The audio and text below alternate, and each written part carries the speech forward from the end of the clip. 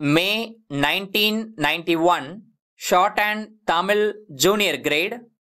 Get ready for the dictation. 10 seconds. 5 seconds. Start. நண்பர்களே, திரைப்பட கலைஞர்கள் கூடியுள்ள இவ்விழாவில் கலந்து கொள்வதில் நான் பெருமகிழ்ச்சி அடைகிறேன்.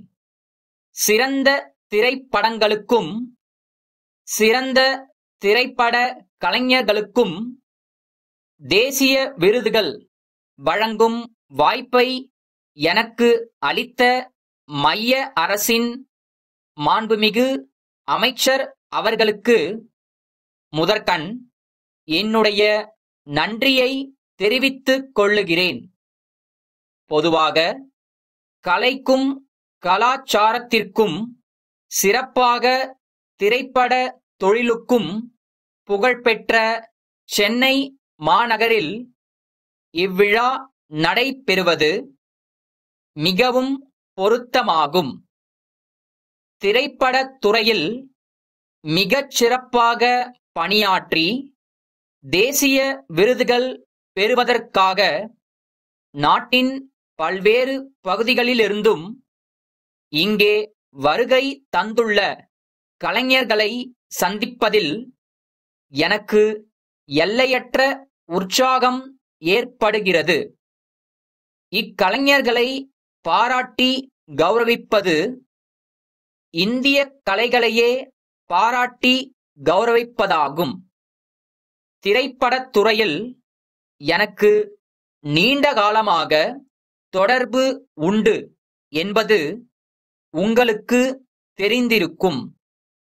இத்தொழிலில் ஈடுபட்டுள்ளவர்களுடைய திறமையை மட்டுமல்லாமல் அவர்களுக்குள்ள பிரச்சினைகளையும் தேவைகளையும் கூட நான் உணர்ந்திருக்கிறேன்.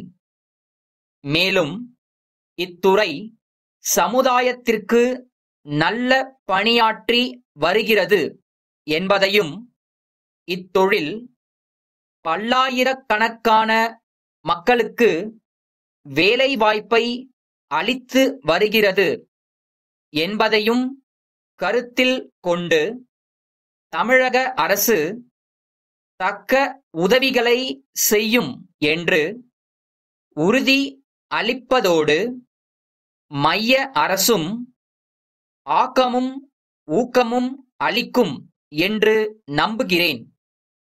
விருது பெற்றவர்களை பாராட்டும் இச்சமயத்தில் மக்கள் சார்பாக ஒரு வேண்டுகோள் விடுக்க விரும்புகிறேன்.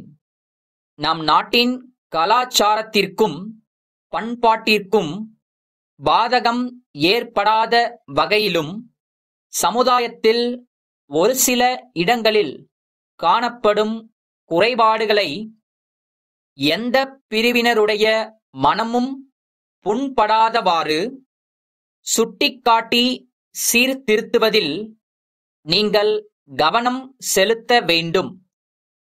மக்களின் பொழுதுபோக்குக்காக மட்டுமே திரைப்படங்கள் எடுக்கப்பட வேண்டும் என்று கருதாமல் சமுதாயத்தை மேன்மையுறச் செய்வதில் இத்துறைக்கும் ஓரளவு பொறுப்பு இருக்கிறது என்பதை சுட்டிக்காட்ட விரும்புகிறேன்.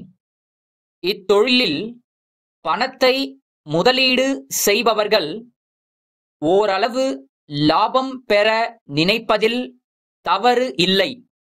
எனினும் கருத்துமிக்க திரைப்படங்களின் வாயிலாக மக்களை சிந்திக்க வைத்து முன்னேற்ற பாதையில் அழைத்துச் செல்ல வேண்டுமென்று கேட்டுக்கொண்டு விருது பெற்ற கலைஞர்களை வாழ்த்தி விடை பெறுகிறேன்.